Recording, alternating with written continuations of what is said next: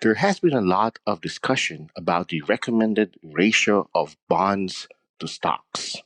However, there has been very little conversation on what actual type of bonds would be optimal in terms of tax efficiency for high income earners.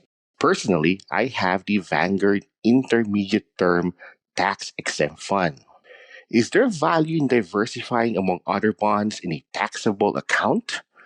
If there is, what would you recommend? Is there value in putting short term or long term bonds that are tax exempt as well?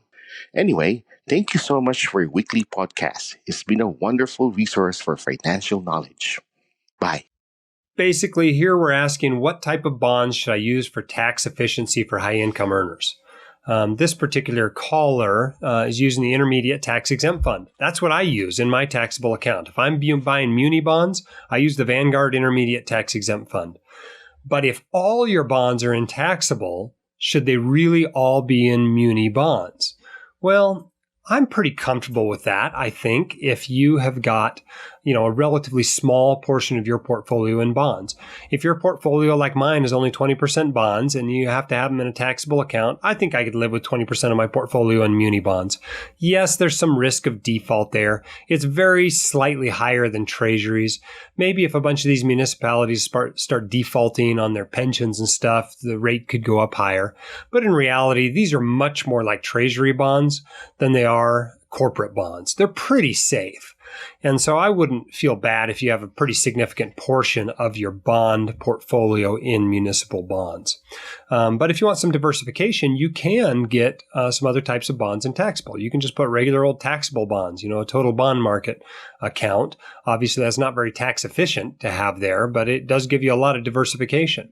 One thing some people do is they use Ibonds. Now, you're limited in how much of these you can buy a year. I think if you're married and you buy some with your tax return, I think maybe you can put 20 grand a year into Ibonds. But these are inflation-linked government savings bonds that have some significant advantages being held in a taxable account. And so you might try holding some of those in your taxable account. But you can hold any type of bond in there. It's just not super tax efficient. What most people do is they put their bonds in a tax protected account.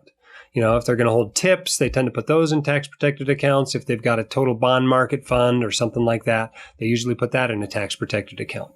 When rates are higher, then it makes a lot of sense to have your bonds in a tax protected accounts. At the historical lows we had a couple of years ago, there were lots of people where bonds in taxable was actually the right thing to do.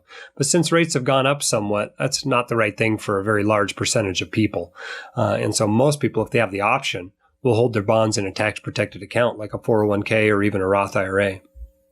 If you want your questions answered by the White Coat Investor, record your question at whitecoatinvestor.com/YQA or click the link in the description. My dad, your host, Dr. Dolly, is a practicing emergency physician, blogger, author, and podcaster. He is not a licensed accountant, attorney, or financial advisor, so this podcast is for your entertainment and information only and should not be considered official, personalized financial advice.